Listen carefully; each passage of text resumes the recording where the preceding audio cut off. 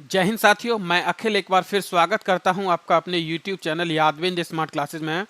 दोस्तों, UP police के री एग्जाम के लिए हमारे द्वारा जो प्रैक्टिस सेट चलाया जा रहा था, मैं जीएस का प्रैक्टिस सेट फिर आपके सामने लेके हाजिर हूं।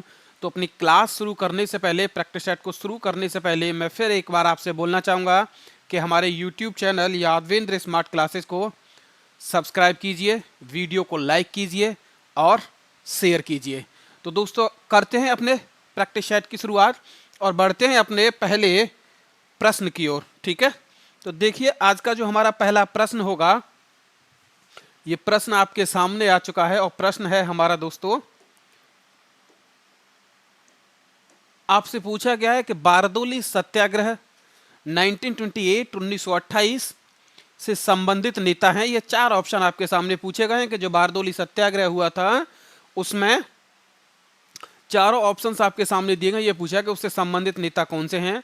तो ऑप्शन नंबर आपके सामने पहला है doctor Rajendra Prasad, option number B है सरदार वल्लभ भाई पटेल, ऑप्शन नंबर सी है महात्मा गांधी और ऑप्शन नंबर डी है जवाहरलाल नेहरू। ठीक है, तो ये जो प्रश्न है आपका, इसका जो सही जवाब होगा वो कौन सा होगा? ऑप्शन नंबर बी इसका एकदम सही जवाब होगा। कौन सा सही होगा? Option number B.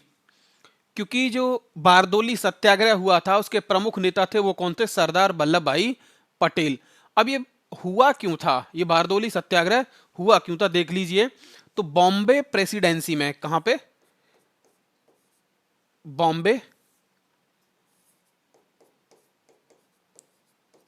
प्रेसिडेंसी में हुआ क्या था कि जो ब्रिटिशर्स थे, जो अंग्रेज थे, उनके द्वारा यहां पे जो कर था, क्या था? टैक्स था। उस टैक्स को बढ़ा दिया गया, कितना? 22% उस टैक्स में इंक्रीमेंट किया गया। अब उसी के विरोध में सरदार वल्लभ भाई पटेल ने एक आंदोलन किया और उस आंदोलन का नाम क्या पड़ा? बारदोली सत्याग्रह। ठीक है, वास्तव में इनका नाम क्या था? वल्लभ भाई पटेल। लेकिन इनको क्या किया गया कि इनको एक उपाधि दी गई, और उपाधि किसकी थी? सरदार की उपाधि। अब ये पेपर में आपसे ये पूछा जाए कि इनको सरदार की उपाधि किसके द्वारा दी गई, पेपर में अगर आपसे पूछा जाता है कि इनको सरदार की उपाधि किसके द्वारा दी गई, तो देख लीजिए इनको जो सरदार की उपाधि दी गई वो किसके द्वारा दी गई थी? तो वो बारदोली की महिलाओं के द्वारा।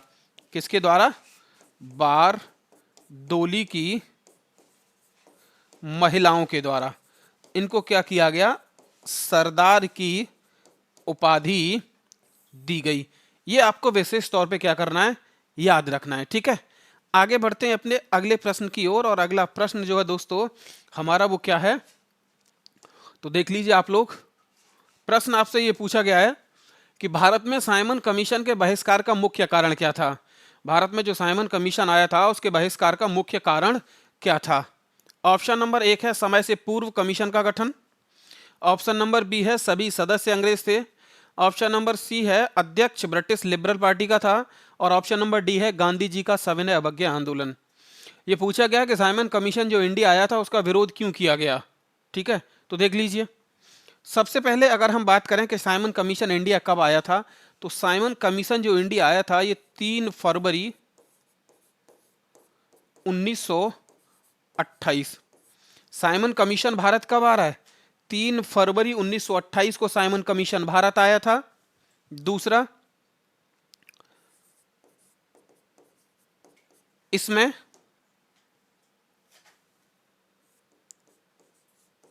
कितने सदस्य थे? तो इसमें 7 सदस्य थे। और दोस्तों 7 जो सदस्य थे इसमें सातों के सातों कौन थे? अंग्रेज। अब ये जो 7 सदस्य थे ये सारे के सारे थे कौन? अंग्रेज। यानी इसमें कोई भी भारतीय नहीं था। इस साइमन कमीशन में कोई भी भारतीय नहीं था। इसलिए इस साइमन कमीशन को क्या कहा जाने लगा? व्हाइट कमीशन या सफेद कमीशन, इस साइमन कमीशन को कहा जाने लगा।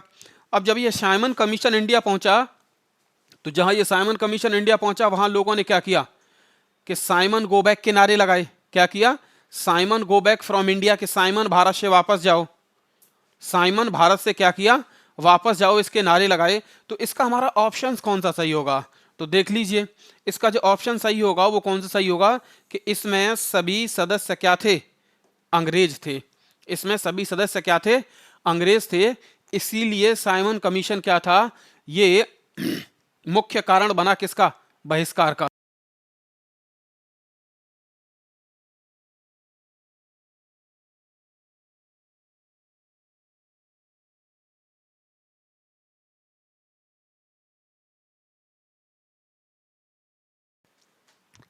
आगे देखिएगा, अपना अगला प्रश्न है हमारा,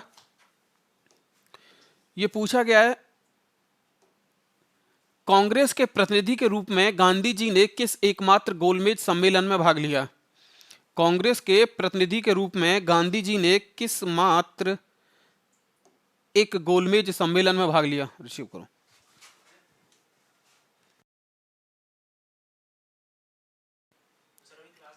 भाग लिया ऑप्शन है आपके सामने प्रथम, ऑप्शन बी है द्वितीय, ऑप्शन सी है तृतीय और ऑप्शन डी है चतुर्थ। ठीक है, तो देख लीजिए आप लोग एक बार। पहला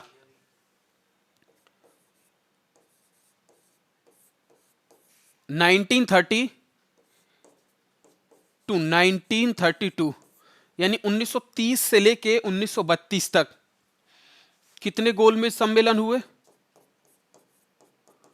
कितने गोलमेज सम्मेलन हुए, तो ये देख लीजिए 3 गोलमेज सम्मेलन हुए। कितने हुए, 3 गोलमेज, सॉरी, सम्मेलन हुए। कितने हुए थे, 3। ठीक है, पहला हुआ 1930 में और दूसरा कब हुआ 1931 में और तीसरा कब हुआ 1932 में। ठीक है, अब इनकी जो अध्यक्षता की गई थी वो किसके द्वारा की गई थी, तो अध्यक्षता इनकी की गई थी, ब्रिटिश पीएम था, अंग्रेजी प्रधानमंत्री था, जिसका नाम था रैमजे मैकडोनाल्ड। जिसका नाम क्या था, रैमजे मैकडोनाल्ड ने इनकी क्या की थी, अध्यक्षता की थी। और गांधी जी के द्वारा एकमात्र सम्मेलन में जो हिस्सा लिया गया वो कौन से सम्मेलन में हिस्सा लिया गया था, तो दूसरे में। कौन से में लिया गया था, तो दूसरे सम्मेलन में गांधी जी के द्वारा हिस्सा लिया गया। और गांधी जी जो थे ये कौन थे, ये कांग्रेस के प्रतिनिधि थे। क्या थे, ये कांग्रेस के प्रतिनिधि थे। ठीक है, अगर आपसे पेपर में पूछता है कि कांग्रेस ने कौन से गोलमेज सम्मेलन में भाग लिया, तो ऑप्शन आपका कौन सा सही होगा, ऑप्शन नंबर आपका कौन सा सही होगा, सेकंड ऑप्शन आपका सही होगा। ठीक है, आगे बढ़ते हैं अपने अगले प्रश्न की ओर। आगे हमारा जो प्रश्न है वो प्रश्न कौन सा, देख लीजिए। प्रश्न है हमारा कि पानीपत का द्वितीय युद्ध कब हुआ था। पानीपत का द्वितीय युद्ध कब हुआ था, ऑप्शंस आपके सामने दे रखे हैं। Option number A 1536, option number B 1556, option number C 1750 और ऑप्शन नंबर डी है 1761। ठीक है, तो देख लीजिए हम पानीपत के युद्ध के बारे में अगर बात करें तो पानीपत के युद्ध, पानीपत के कितने युद्ध हुए थे दोस्तों, तो देख लीजिए पानीपत के 3 युद्ध हुए हैं। कितने युद्ध हुए, पानीपत के 3 युद्ध हुए हैं। पहला युद्ध, पानीपत का पहला युद्ध, ये कब हुआ था, ये हुआ था 1526 में। और ये किस किस के बीच में हुआ था, देख लीजिए, ये बाबर के बीच में हुआ था और दूसरा किसके बीच में हुआ था, इब्राहिम लोदी के बीच में हुआ था। किसके बीच में हुआ था, बाबर और इब्राहिम लोदी के बीच में। इस युद्ध में जीत किसकी हुई थी, तो इस युद्ध में जीत हुई थी किसकी, बाबर की। अगर आपसे पूछा जाता है कि पानीपत का दूसरा युद्ध कब हुआ था, तो देख लीजिए पानीपत का दूसरा युद्ध तो ये हुआ था 1556 में। ये किस किस के बीच में हुआ है, तो ये हुआ था दोस्तों अकबर और हिंदू शासक जिसका नाम क्या था, हेमू, या इसे हेमचंद के नाम से भी जाना जाता है। और इस युद्ध में जीत किसकी हुई थी, अकबर की। आपसे पूछा क्या गया है कि पानीपत का दूसरा युद्ध कब हुआ था, तो इस हिसाब से हमारा कौन सा ऑप्शन सही होगा, ऑप्शन नंबर 20 का सही जवाब होगा कि कौन सा हुआ था। तो पानीपत का दूसरा युद्ध हुआ था 1556 में, जो किस किस के बीच में हुआ था, अकबर और हेमू के बीच में। इसमें जीत किसकी हुई थी, तो इसमें जीत हुई थी अकबर की। तीसरा, अगर आपसे पूछा जाए कि पानीपत का तीसरा युद्ध कब हुआ था, अगर आपसे पूछा जाए कि पानीपत का तीसरा युद्ध कब हुआ था, तो ये भी देख लीजिए थोड़ा सा। पानीपत का जो तीसरा युद्ध है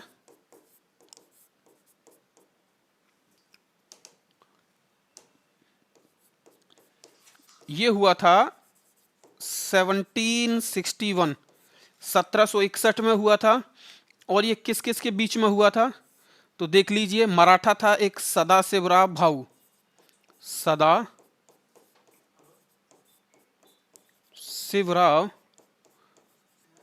भाऊ, ये कौन थे, ये मराठा थे। और दूसरा अफगानी था जिसका नाम था अहमद शाह अब्दाली, जिसका नाम क्या था, अहमद शाह अब्दाली। और इस युद्ध में जीता कौन था, तो अहमद शाह अब्दाली इस युद्ध में क्या किया था, जीता था। तो पानीपत के कितने युद्ध हुए थे, 3 युद्ध हुए थे। ये तीनों युद्ध आपके सामने हैं, लेकिन आपसे पेपर में कौन सा पूछा गया था कि पानीपत का दूसरा युद्ध कब हुआ। तो इसका हमारा जो सही होगा जवाब वो कौन सा होगा, ऑप्शन नंबर 20 का सही जवाब होगा। और ऑप्शन नंबर बी में क्या है, 1556। क्लियर। आगे बढ़ते हैं अपने अगले प्रश्न की ओर। ये पूछा गया कि मौर्य शासक अशोक ने कलिंग पर आक्रमण कब किया। मौर्य शासक अशोक ने कलिंग पर आक्रमण कब किया। ठीक है, तो देख लीजिए, यह पूछा गया आपसे, यानी कलिंग का युद्ध कब हुआ था। तो ऑप्शन हमारा कौन सा सही होगा, ऑप्शन नंबर बी सही होगा कि कलिंग का युद्ध कब हुआ था, तो 261 ईसा पूर्व में। देख लीजिए थोड़ा सा, कलिंग का युद्ध कब हुआ था, 261 ईसा पूर्व में। अब ये किस किस के बीच में हुआ था, तो यहां पे एक शासक था जिसका नाम था अशोक, और दूसरा शासक कौन था जिसका नाम था अनंत पद्मनाभ, जिसका नाम क्या था, अनंत पद्मनाभ, जो दूसरा व्यक्ति था, उसके बीच में यह युद्ध हुआ था। और इस युद्ध को जीता कौन था, तो इस युद्ध को जीता था कौन, अशोक जीता था। इस युद्ध में इतनी लोग मारे गए थे कि इस पानीपत के युद्ध के बाद अशोक ने क्या किया कि अपना धर्म परिवर्तन कर लिया, यानी अशोक ने बौद्ध धर्म अपना लिया। कौन सा धर्म अपना लिया, बौद्ध धर्म अशोक ने क्या किया, अपना लिया। ठीक है। दूसरा, आपसे अगर पूछता है कि कलिंग कहां पड़ता है, तो वर्तमान समय में कलिंग जो है ये कहां पे है, ओडिशा। कहां पे है वर्तमान समय में कलिंग, कहां पे है, ओडिशा। दूसरा, अगर आपसे ये पूछता है कि अशोक के कलिंग युद्ध का वर्णन किससे मिलता है, तो देख लीजिए, अशोक के कलिंग युद्ध का वर्णन मिलता है गिरनार के 8वें शिलालेख से। किससे मिलता है, गिरनार के 8वें शिलालेख से किसका वर्णन मिलता है, अशोक के कलिंग युद्ध का वर्णन मिलता है। क्लियर होगा यहां तक। आगे, एलोरा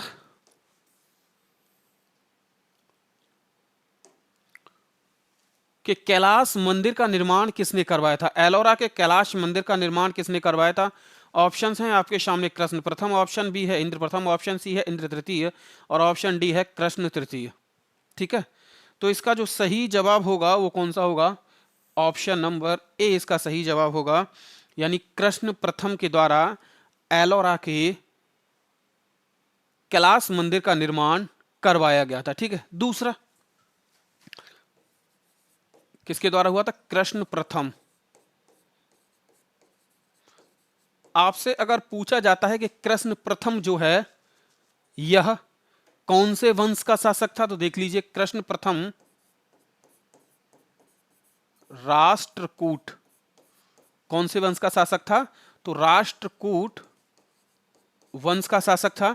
आपसे अगर पूछा जाता है कि राष्ट्रकूट वंश का संस्थापक, राष्ट्रकूट वंश का आपसे अगर संस्थापक पूछा जाता है कि राष्ट्रकूट वंश का संस्थापक कौन था, तो देख लीजिए राष्ट्रकूट वंश का संस्थापक जो था वो था दंती दुर्ग, या जैसे दंती वर्मन भी बोला जाता, क्या बोला जाता, दंती वर्मन प्रथम।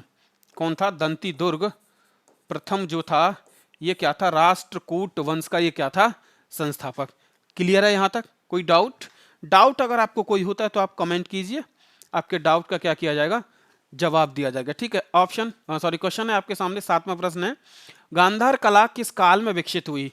गांधार कला किस काल में विकसित हुई? ऑप्शंस हैं आपके सामने, गुप्त काल में, ऑप्शन बी मौर्य काल में, ऑप्शन सी सातवाहनों के काल में, और ऑप्शन डी है कुषाण काल में। ठीक है, देख लीजिए इसका जो सही जवाब होगा वो कौन सा होगा, कुषाण काल में।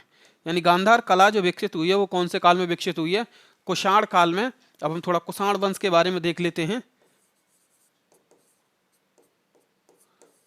कुषाण वंश, कुषाण वंश के हम संस्थापक की बात करें दोस्तों, तो कुषाण वंश का संस्थापक कौन था, तो आप लोग ये देख लीजिए, कुषाण वंश का संस्थापक था जिसका नाम था विम कडिफिसस,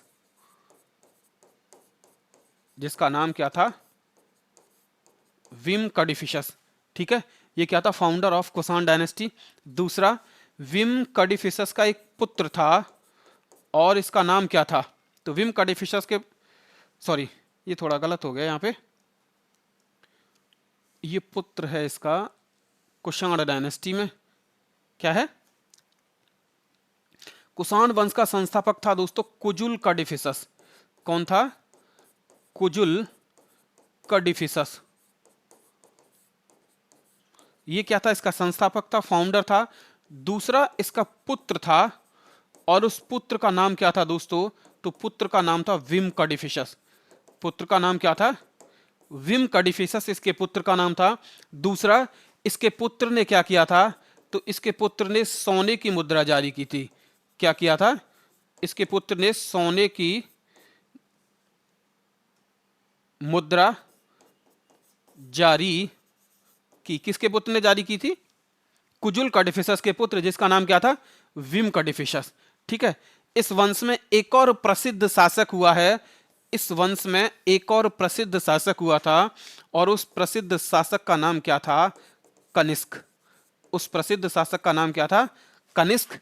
कनिष्क ने क्या किया था, तो ये देख लीजिए, कनिष्क ने 78 ईस्वी में, कब किया था, 78 एडी, 78 ईस्वी में क्या जारी किया गया, इसके द्वारा शक संवत जारी किया। क्या जारी किया गया, इसके द्वारा शक संवत जारी किया गया। और इसी शक संवत को आगे चल के भारत सरकार के द्वारा राष्ट्रीय पंचांग के रूप में अपनाया गया। इसी शक संवत को भारत सरकार के द्वारा राष्ट्रीय पंचांग के रूप में अपनाया गया। ठीक है, तो आपका ये जो प्रश्न है वो हो चुका है कंप्लीट। आगे बढ़ते हैं अपने अगले प्रश्न की ओर, यानी नवा प्रश्न जो है, ये नवा प्रश्न हमारा कौन सा है, तो नवा प्रश्न आप लोग देख लीजिए। नवा प्रश्न है आपका कि किस भारतीय राज्य को मसालों का बगीचा कहा जाता है? किस भारतीय राज्य को मसालों का बगीचा कहा जाता है? ऑप्शंस हैं आपके सामने, गुजरात, ऑप्शन बी है कर्नाटक, और ऑप्शन सी है तमिलनाडु, और ऑप्शन डी है केरला। तो भारत में जो अच्छे, सबसे ज्यादा उच्च क्वालिटी जिनकी अच्छी होती है, उच्च गुणवत्ता होती है, वो मसाले भारत में कहाँ पाए जाते हैं? तो देख लीजिए आपका इसका एकदम सही जो जवाब होगा वो कौन सा होगा, केरला। यानी भारत में जो मसालों का बगीचा राज्य है, जिसे कहा जाता है मसालों का बगीचा, वो कौन सा राज्य है? तो वह राज्य है केरला। कौन सा राज्य है वह? केरला। ठीक है, आगे बढ़ते हैं। आगे देखिए, भारत के किस राज्य को चावल का कटोरा कहा जाता है, राइस बाउल? भारत के किस राज्य को चावल का कटोरा कहा जाता है? ऑप्शंस आपके सामने दे रखे हैं। Option number 1 Andhra Pradesh, option number B है तमिलनाडु, ऑप्शन नंबर सी है केरला, और ऑप्शन नंबर डी है कर्नाटका। ठीक है, तो कौन सा जवाब इसका सही होगा? इसका ऑप्शन नंबर ए एकदम सही जवाब होगा कि आंध्र प्रदेश को जो कहा जाता है वो क्या कहा जाता है? चावल का कटोरा कहा जाता है। क्लियर? आगे देखिए, निम्नलिखित में से सहयाद्री पर्वतमाला भी कहा जाता है। यानी आपके सामने 4 ऑप्शंस दे रखे हैं और इसमें यह पूछा गया है कि निम्नलिखित में से किसे सहयाद्री कहा जाता है। ऑप्शन नंबर 1 है पूर्वी घाट, ऑप्शन नंबर बी है पश्चिमी घाट, ऑप्शन नंबर सी है शिवालिक पहाड़ियां, और ऑप्शन नंबर डी है विंध्य पर्वतमाला। ठीक है, तो देख लीजिए, सहयाद्री जो कहा जाता है दोस्तों, वो किसको कहा जाता है? पश्चिमी घाट को। सहयाद्री किसको कहा जाता है?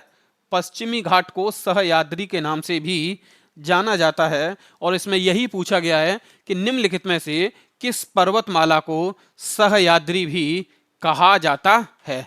क्लियर? आगे,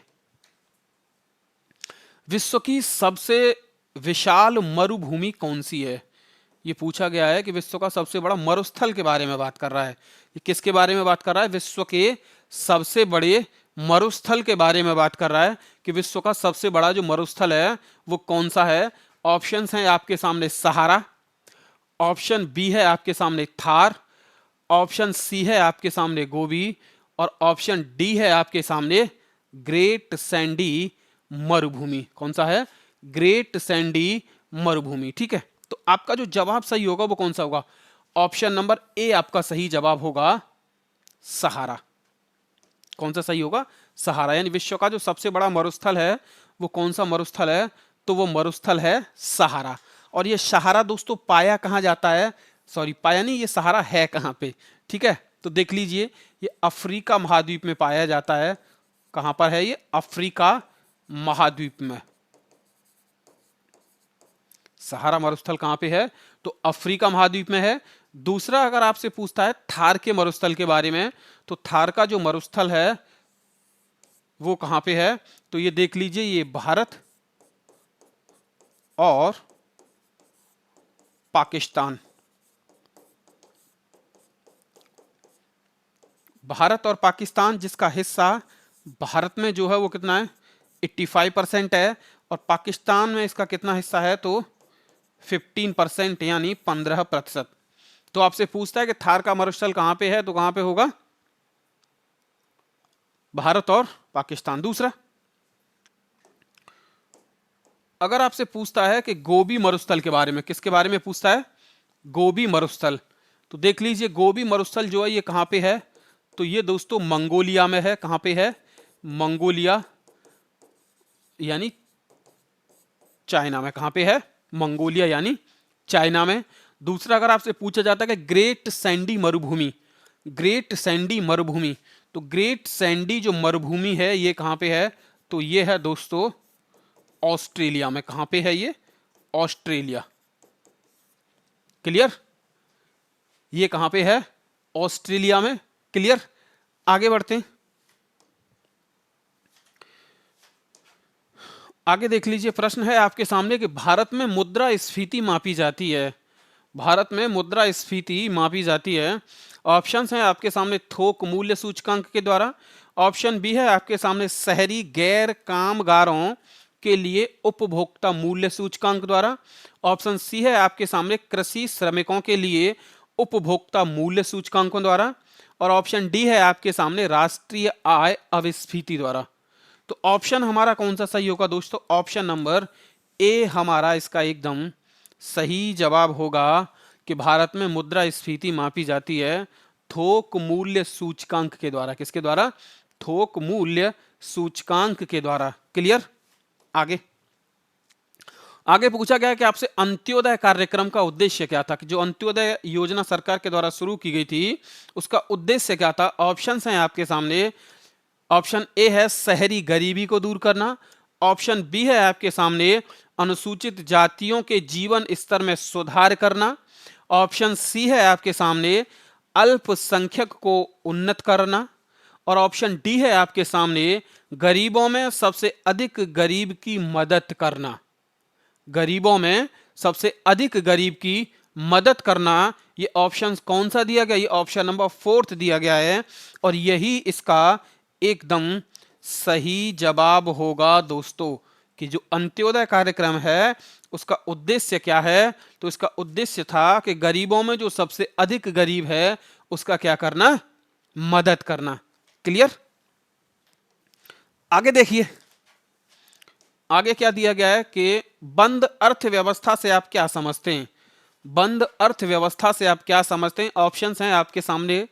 ऑप्शन ए निर्यात बंद, ऑप्शन बी क्या है? आयात निर्यात बंद, ऑप्शन सी क्या है?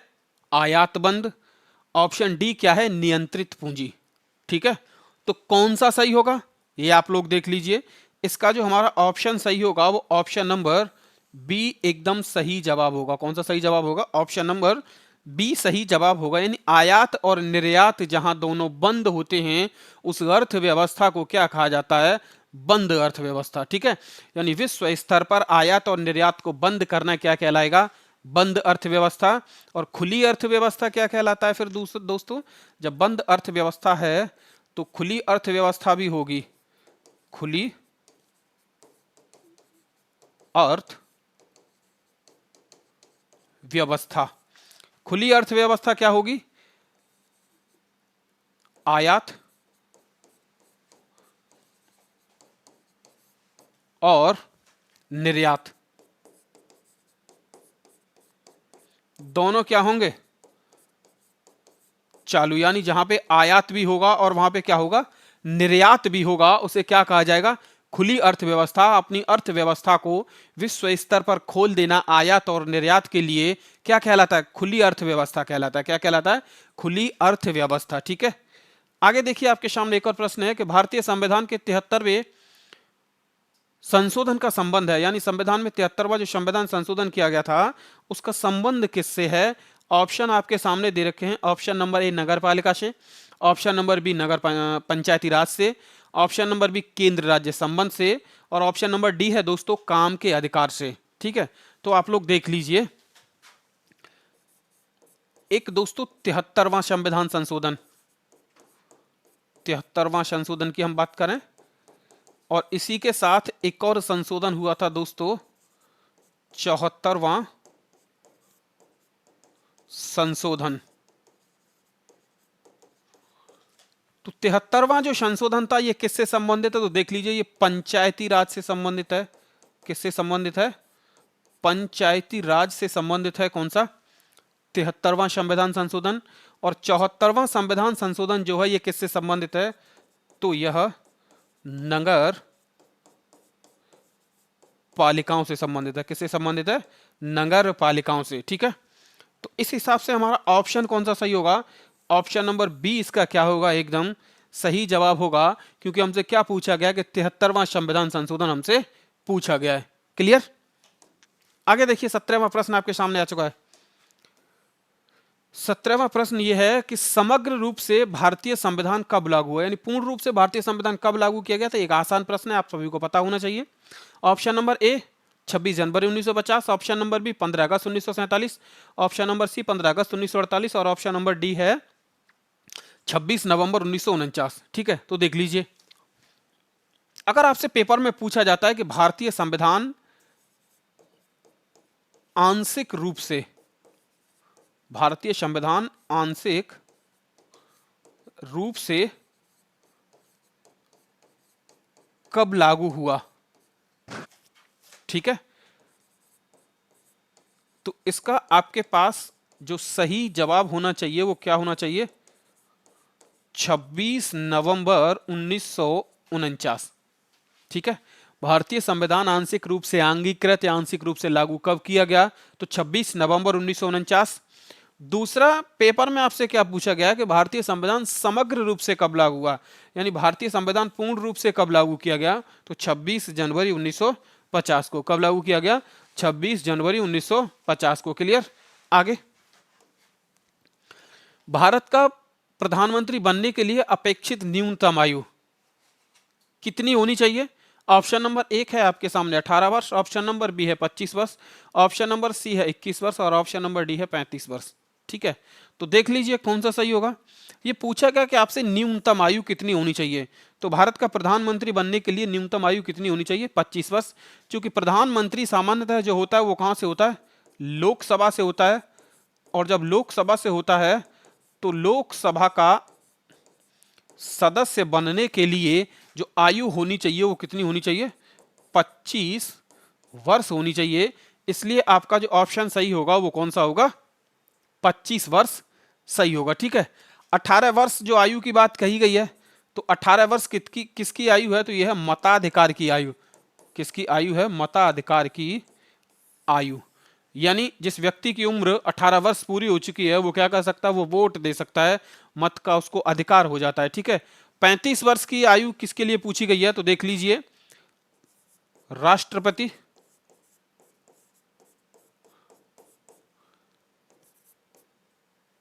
उपराष्ट्रपति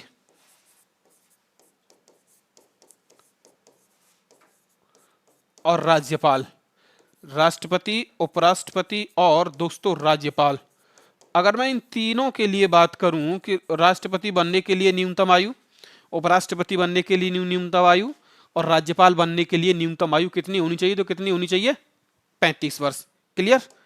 आगे देखिए, देवदास उपन्यास के लेखक कौन है? देवदास मूवी आपने देखी होगी शाहरुख खान की, तो ये पूछा गया कि उसके देवदास उपन्यास के लेखक पूछे गए, ना कि मूवी के लेखक इसमें पूछे गए। ठीक है, ऑप्शन है आपके सामने रविन्द्रनाथ टैगोर, ऑप्शन बी है Bankim Chandra Chattopadhyay, option number C है शरत चंद्र चट्टोपाध्याय और ऑप्शन नंबर डी है मुंशी प्रेमचंद।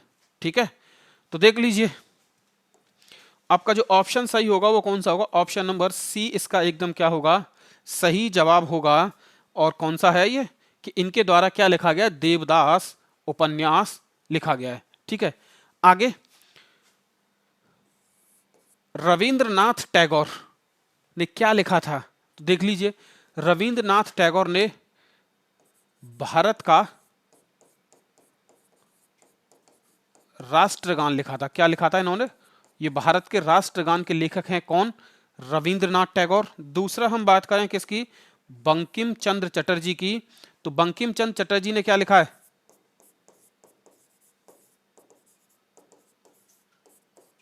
राष्ट्रीय गीत, यानी कौन सा? वंदे मातरम। कौन सा? वंदे मातरम। मुंशी प्रेमचंद का उपन्यास, तो मुंशी प्रेमचंद के उपन्यास आप लोग देख लीजिए कौन सा है? गोदान किसका उपन्यास है? मुंशी प्रेमचंद का क्या है? उपन्यास। आगे, हाइड्रोजन बम आधारित है, यानी हाइड्रोजन बम जो है जिसमें जो अभिक्रिया होती है वो कौन सी होती है? ऑप्शन आपसे पूछा गया कि नाभिकीय संलयन, ऑप्शन नंबर बी है नाभिकीय विखंडन, ऑप्शन नंबर डी है रेडियो एक्टिव विघटन पर और ऑप्शन नंबर सी है रेडियो एक्टिव विघटन पर और ऑप्शन नंबर डी है उपरोक्त सभी। यानी जो हाइड्रोजन बम होता है वो किस आधार पर काम करता है? क्या उसमें नाभिकीय विखंडन होता है? क्या उसमें नाभिकीय संलयन होता है?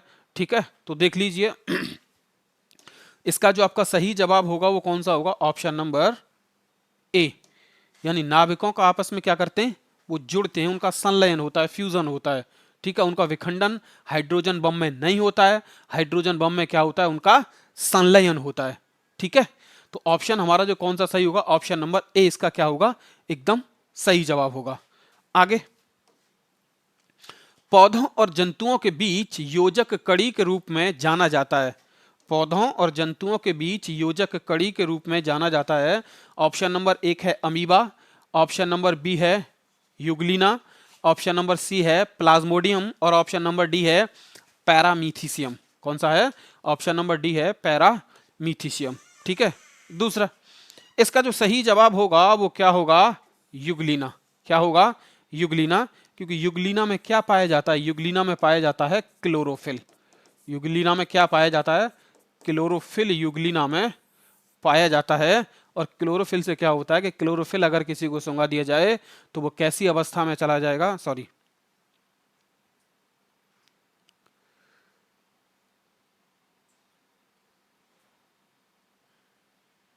मैं इसको थोड़ा रिकॉल नहीं कर पा रहा हूं। ठीक है, क्या पाया जाता है इसमें?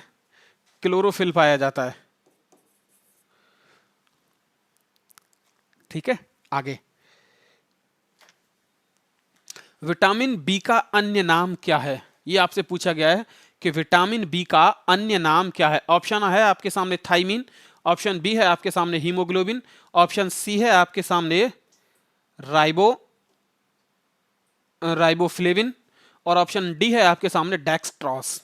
ठीक है, विटामिन बी का रासायनिक नाम आपसे पूछा गया है या विटामिन बी का अन्य नाम आपसे पूछा गया है। तो देख लीजिए, विटामिन बी का जो अन्य नाम है दोस्तों वो क्या है? थाइमिन। विटामिन बी का अन्य नाम क्या है? थाइमिन। ठीक है, बहुत जल्द मैं आपके लिए एक विटामिन और खनिज और पदार्थ से संबंधित एक वीडियो लेके आने वाला हूं जिसमें विटामिन के हमारे जो सारे डाउट्स होंगे वो आपके क्लियर हो जाएंगे कि विटामिनों के जितने भी रासायनिक नाम हैं, कौन सी विटामिन की कमी से कौन सा रोग होता है, ये आपके उस वीडियो को देखने के बाद आपका कोई भी डाउट नहीं रहेगा। क्लियर? आगे आगे देखिए, ये दिया गया है प्रश्न है आपके सामने 22वां प्रश्न है, प्रकाश वोल्टीय सेल के प्रयोग से सौर ऊर्जा का रूपांतरण करने से निम्नलिखित में से किसका उत्पादन होता है? निम्नलिखित में से किसका उत्पादन होता है? ऑप्शन नंबर 1 है प्रकाशीय ऊर्जा, ऑप्शन नंबर बी है विद्युत ऊर्जा, और ऑप्शन नंबर सी है ऊष्मीय ऊर्जा, और ऑप्शन नंबर डी है यांत्रिक ऊर्जा। ठीक है, तो किसका उत्पादन होता है दोस्तों? तो देख लीजिए, उत्पादन जो होता है वो किसका होता है? विद्युत ऊर्जा का। किसका उत्पादन होता है? विद्युत ऊर्जा का उत्पादन होता है। आगे 23वां प्रश्न है आपके सामने, उत्तर प्रदेश में 1860 में निम्नलिखित में से किन दो संग्रहालयों को मिलाकर एक कर दिया गया था? 1860 में उत्तर प्रदेश में किन दो संग्रहालयों को मिलाकर एक संग्रहालय बना दिया गया था? ऑप्शंस हैं आपके सामने, option number 1 Allahabad Lucknow, option number B है Lucknow Varanasi, option number C है इलाहाबाद मथुरा, और ऑप्शन नंबर डी है लखनऊ मथुरा। तो कौन सा ऑप्शन सही होगा? इसका ऑप्शन नंबर ए हमारा एकदम सही जवाब होगा, यानी इलाहाबाद और लखनऊ को मिलाकर एक संग्रहालय उत्तर प्रदेश में 1860 में बना दिया गया था। क्लियर? आगे आगे आपका प्रश्न है कि देवा शरीफ कहाँ स्थित है? देवा शरीफ कहाँ स्थित है? ऑप्शन नंबर 1 है लखनऊ में, ऑप्शन नंबर बी है बाराबंकी, ऑप्शन नंबर सी है बस्ती, और ऑप्शन नंबर डी है दोस्तों सीतापुर। तो देवा शरीफ जो स्थित है दोस्तों वो कहाँ पे स्थित है? तो देख लीजिए, ऑप्शन नंबर बी आपका सही जवाब होगा कि ये कहाँ पे स्थित है? बाराबंकी में स्थित है। ये कहाँ पे स्थित है? बाराबंकी में स्थित है। क्लियर? आगे देखिए, आगे आपसे पूछा गया है,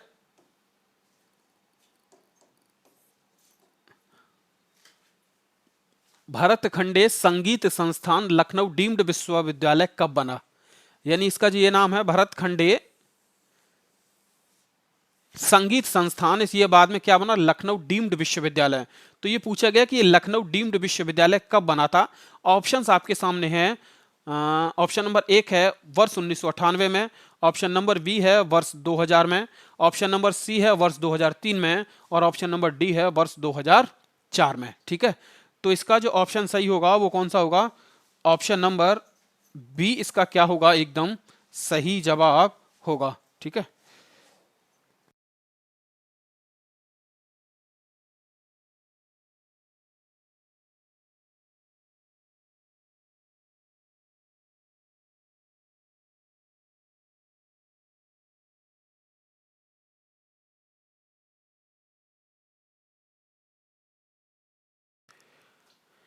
आगे देखिए, बढ़ते हैं अपने अगले प्रश्न की ओर, और अगला प्रश्न है हमारा, ये पूछा गया है आपसे कि उत्तर प्रदेश में विविध शोध संस्थान हैं, निम्न में से कौन सा शोध संस्थान आगरा में स्थित है? निम्नलिखित में से कौन सा शोध संस्थान आगरा में स्थित है? ऑप्शन है आपके सामने defence research laboratory, defence research laboratory, option B है central building research institute, central building research institute, option C है area delivery research and defence institute, area delivery research and defence institute, और option D है दोस्तों central drug research institute. पूछा क्या गया कि निम्न में से कौन सा शोध संस्थान जो है वो आगरा में स्थित है? तो निम्नलिखित में से कौन सा शोध संस्थान जो है वो आगरा में स्थित है? तो देख लीजिए, इसका जो सही जवाब होगा वो कौन सा होगा कि area delivery research and defence institute जो है ये कहाँ पे है दोस्तों? तो ये आगरा में स्थित है। ये कहाँ पे है? ये आगरा में स्थित है। ठीक है, दूसरा, अगर आपसे पूछा जाए defence research laboratory, defence research laboratory जो स्थित है ये कहाँ पे है? तो देख लीजिए, ये है दोस्तों तेजपुर में, और तेजपुर ये जगह है, और तेजपुर जगह कहाँ पे है? तो ये है कानपुर में। ये कहाँ पे है? कानपुर में। दूसरा, अगर आपसे पूछा जाए central building research institute, central building research institute ये कहां पे है? तो देख लीजिए सेंट्रल बिल्डिंग रिसर्च इंस्टीट्यूट जो है, सेंट्रल बिल्डिंग रिसर्च इंस्टीट्यूट और दूसरा है सेंट्रल, एक है, इनमें दो हैं, ये आपको एक जैसे दिखेंगे। एक है सेंट्रल बिल्डिंग रिसर्च इंस्टीट्यूट, ठीक है, और दूसरा है सेंट्रल ड्रग रिसर्च इंस्टीट्यूट। तो दोनों ये हैं कहां पे, तो पहला देख लीजिए सेंट्रल बिल्डिंग रिसर्च जो इंस्टीट्यूट है ये कहां पे है, ये रुड़की में स्थित है। ये कहां पे है, तो ये रुड़की में स्थित है। और ये जो है वो कहां पे है, ये लखनऊ में स्थित है। यानी सेंट्रल ड्रग रिसर्च इंस्टीट्यूट कहां पे है, तो ये लखनऊ में स्थित है, ठीक है। एक सेकेंड,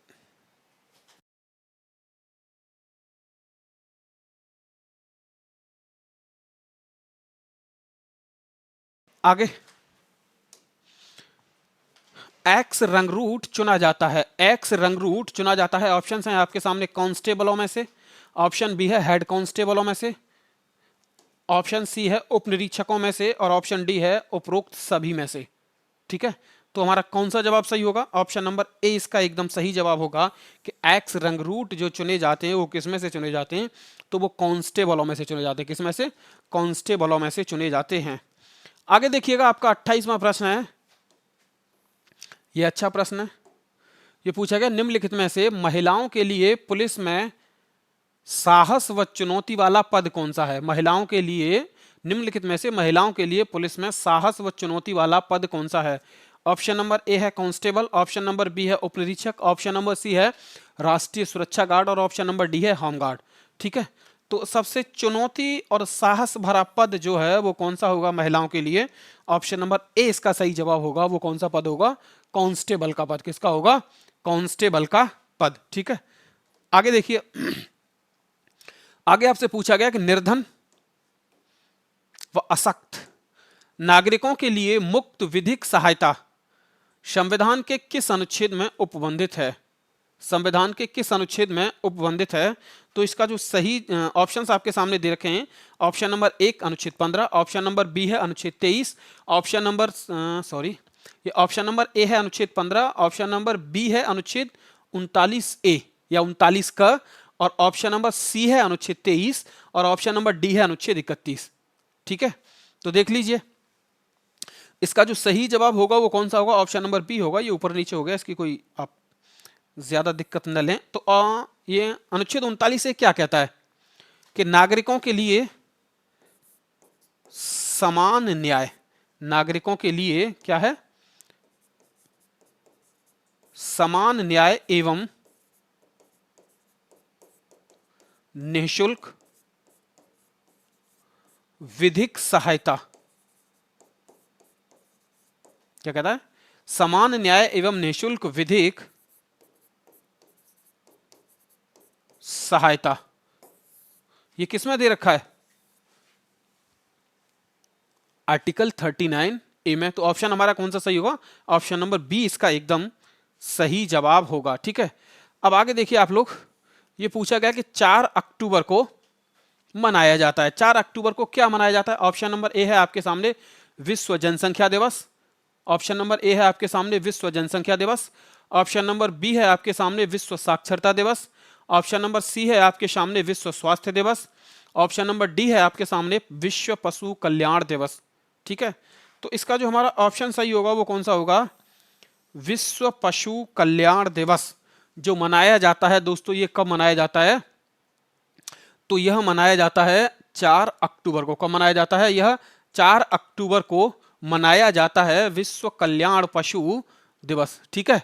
इसके बाद देखिए, आपसे अगर पूछा जाए कि विश्व जनसंख्या दिवस कब मनाया जाता है, आपसे अगर पूछता है कि विश्व जनसंख्या दिवस कब मनाया जाता है, तो देख लीजिए विश्व जनसंख्या दिवस जो मनाया जाता है ये कब मनाया जाता है, ये 11 जुलाई को मनाया जाता है। और अगर आपसे पूछता है कि विश्व साक्षरता दिवस कब मनाया जाता है, तो विश्व साक्षरता दिवस जो है ये 8 सितंबर को मनाया जाता है। विश्व साक्षरता दिवस कब मनाया जाता है, 8 सितंबर को मनाया जाता है। और अगर आपसे पूछता है कि विश्व स्वास्थ्य दिवस कब मनाया जाता है, तो देख लीजिए विश्व स्वास्थ्य दिवस जो है वो ये 7 अप्रैल को मनाया जाता है। कब मनाया जाता है, ये 7 अप्रैल को मनाया जाता है क्या, विश्व स्वास्थ्य दिवस, ठीक है। पशु कल्याण दिवस कब मनाया जाता है? ये 4 अक्टूबर को मनाया जाता है।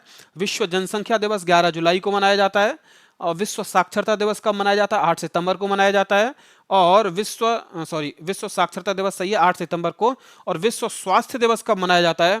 तो ये 7 अप्रैल को मनाया जाता है। क्लियर?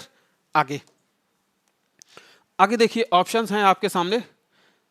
जैविक संदूषक के अंतर्गत आते हैं, यानी जो जैविक प्रदूषण फैलाते हैं उनके अंतर्गत कौन कौन आते हैं? ऑप्शन नंबर 1 जंतुओं का मलमूत्र, बिल्कुल ये जैविक प्रदूषण है, सही है। ऑप्शन नंबर बी है हानिकारक सूक्ष्म जीव, बिल्कुल सही है, ये जैविक प्रदूषण फैलाते हैं। ऑप्शन नंबर सी है मानव का मलमूत्र, बिल्कुल सही है, ये जैविक प्रदूषण फैलाते हैं। और ऑप्शन नंबर डी है उपरोक्त सभी। तो इस सभी के द्वारा जब प्रदूषण फैलाया जा रहा है, जैविक प्रदूषण, तो हमारा ऑप्शन कौन सा सही होगा? ऑप्शन नंबर डी इसका हमारा सही जवाब होगा, यानी इन तीनों के द्वारा प्रदूषण, जैविक प्रदूषण फैलाया जाता है। आगे देखिए, अंतरराष्ट्रीय श्रम संगठन का मुख्यालय कहां है? अंतरराष्ट्रीय श्रम संगठन का मुख्यालय कहां है? Option number 1 Geneva, option number B Paris, option number C न्यूयॉर्क और ऑप्शन नंबर डी है वियना। ऑप्शन नंबर डी क्या है? वियना। तो अंतरराष्ट्रीय श्रम संगठन का जो मुख्यालय है दोस्तों, वो कहां पे है? जिनेवा में। कहां पे है? स्विट्जरलैंड में, जिनेवा में। क्लियर? आगे बढ़ते हैं अपने अगले प्रश्न की ओर। अगला प्रश्न जो है हमारा ये क्या है? हैकिंग, फिशिंग किस प्रकार का एक अपराध है? यानी हैकिंग, आप तो समझते हैं कि हैकिंग एक ये सामान्य शब्द बन चुका है, क्योंकि आजकल इतने अपराध हो रहे हैं कि हैकिंग और फिशिंग किस प्रकार के अपराध हैं। तो हैकिंग किस में की जाती है? ऑप्शंस आपके सामने हैं। बाल अपराध है, ऑप्शन बी है साइबर अपराध, ऑप्शन डी है गौण अपराध, और ऑप्शन सी है गौण अपराध, और ऑप्शन डी है इनमें से कोई नहीं। तो कौन सा हमारा जवाब सही होगा? देख लीजिए, हमारा जवाब जो सही होगा, हमारा जो जवाब सही होगा वो कौन सा होगा? ऑप्शन नंबर बी होगा। ठीक है, किसी के सिस्टम में अनधिकृत रूप से घुसना, उसके डाटा को चोरी करना क्या कहलाता है? हैकिंग कहलाता है। और ऐसे अपराध किस श्रेणी में आते हैं? तो ये साइबर अपराध कहलाते हैं। किस में आते हैं? ये साइबर श्रेणी में आते हैं, और ये क्या कहलाते हैं? साइबर अपराध। ठीक है, आगे। भारत का एकमात्र राज्य जहां जीएसटी लागू नहीं है। फिलहाल भारत का कोई ऐसा राज्य नहीं है कि जहां जीएसटी लागू ना हो। पहले जम्मू कश्मीर में नहीं थी, लेकिन जम्मू कश्मीर में भी जीएसटी बाद में जम्मू कश्मीर राज्य से उसे पास करा दिया गया, तो लागू हो गई। तो इनमें से ये सारे के सारे ऑप्शंस क्या हैं आपके? गलत हैं। यानी जीएसटी मध्य प्रदेश में भी लागू है, उत्तर प्रदेश में भी लागू है, बिहार में भी लागू है। ठीक है, तो इनमें से कोई नहीं है। वैसे भारत का कोई राज्य बचा हुआ नहीं है। क्लियर? आगे आगे आपसे पूछा गया है कि आरबीआई के किस अधिनियम की किस धारा के तहत विमुद्रीकरण भारत में 8 नवंबर 2016 को घोषणा की गई? जो विमुद्रीकरण हुआ था भारत में 8 नवंबर 2016 को, मोदी जी ने रात को 8 बजे आके जो कहा था कि 1000 और 500 के नोट क्या किए जाते हैं? बंद किए जाते हैं। ठीक है, वो कब हुआ था? तो 8 नवंबर 2017 को, 16 को। ये डेट भी आप याद रखें, क्योंकि ये पेपर में डेट भी कभी कभी पूछ लेता है। तो ये पूछा गया कि आरबीआई के किस अधिनियम के तहत ये विमुद्रीकरण किया गया था? ऑप्शंस आपके सामने हैं। धारा 25(5), ठीक है, धारा 30(2) और धारा 26(2), या इनमें से कोई नहीं। ठीक है, यानी इसका मतलब क्या है कि धारा 25 की उपधारा 5, धारा 30 की उपधारा 2 और धारा 26 की उपधारा 2, या इनमें से कोई नहीं। तो ऑप्शन जो आपका सही होगा वो कौन सा होगा? ऑप्शन नंबर बी इसका, ऑप्शन नंबर सी इसका क्या होगा? एकदम सही जवाब होगा। कि यानी कौन सी धारा है? वो धारा 26 की उपधारा 2 है, जिसके द्वारा विमुद्रीकरण किया गया था 8 नवंबर 2016 को। ठीक है, आगे बढ़ते हैं और मुख्य सोशल नेटवर्किंग वेबसाइट लिंक्डइन किस वर्ष स्थापित हुई? लिंक्डइन किस वर्ष स्थापित हुई, ये पूछा गया है। तो ऑप्शंस हैं आपके सामने। ऑप्शन नंबर 1 वर्ष 1990, ऑप्शन नंबर बी है वर्ष 2010, ऑप्शन नंबर सी है वर्ष 2002 और ऑप्शन नंबर डी है वर्ष 2008। तो इसका जो सही जवाब होगा कि सोशल नेटवर्किंग साइट लिंक्डइन जो स्थापित हुई है वो कब स्थापित हुई है? तो वर्ष 2002 में ये वेबसाइट स्थापित हुई है। क्लियर दोस्तों? आगे देखिए, 37वां प्रश्न आपके सामने है कि किस राजनीतिक नेता द्वारा 26 अक्टूबर 2017 को न्यूजीलैंड की 40वीं प्रधानमंत्री के रूप में कार्यभार का ग्रहण किया गया? ठीक है, ऑप्शन नंबर 1 है इसका Helena Clark, option number B है Jenny Shipley, option number C है लूसी ग्रे और ऑप्शन नंबर डी है जेकिंदा आर्डन। कौन सा है? Jacinda Ardern. तो कौन सा सही होगा? इसका ऑप्शन नंबर जो आपका सही होगा वो कौन सा होगा? जेकिंदा आर्डन। 2017 को इन्होंने 40वें प्रधानमंत्री के, न्यूजीलैंड के 40वें प्रधानमंत्री के रूप में कार्यभार क्या किया था? ग्रहण किया था। वर्तमान में न्यूजीलैंड के प्रधानमंत्री कौन है? तो ये भी देख लीजिए। वर्तमान में न्यूजीलैंड के जो प्रधानमंत्री हैं उनका नाम है क्रिस्टोफर, उनका नाम क्या है? क्रिस्टोफर लुक्सन। क्या नाम है उनका? क्रिस्टोफर लुक्सन नाम है वर्तमान में जो न्यूजीलैंड के क्या हैं? पीएम हैं, प्रधानमंत्री। ठीक है, आपके सामने है आज का अंतिम प्रश्न इस प्रैक्टिस सेट का, 5वें प्रैक्टिस सेट का। ठीक है, और ये पूछा गया कि गूगल ने 8 अप्रैल 2017 को अपने किस उत्पाद का नया संस्करण लॉन्च किया था? ऑप्शन नंबर 1 है Google map, option number B है Google videos, option number C है गूगल अर्थ और ऑप्शन नंबर डी है गूगल न्यूज। तो ऑप्शन कौन सा सही है आपके लिए? ऑप्शन सी इसका एकदम क्या है? सही जवाब है। और सॉरी, सी क्या है इसका सही जवाब है, यानी गूगल अर्थ। ठीक है, क्या है? गूगल अर्थ। क्लियर? तो दोस्तों आज का ये अंतिम प्रश्न था, क्योंकि लगभग 38 प्रश्न हमारे यूपी पुलिस जीएस में पूछे जाते हैं और हमने आज के 38 प्रश्न अपने इस 5वें प्रैक्टिस सेट के क्या कर लिए हैं? कंप्लीट कर लिए हैं। तो जुड़े रहिए हमारे साथ ऐसे ही और क्लासेस के लिए और वीडियोस के लिए और प्रैक्टिस सेट के लिए हमारे YouTube channel Yadvendra smart classes के साथ। जय हिंद, जय भारत।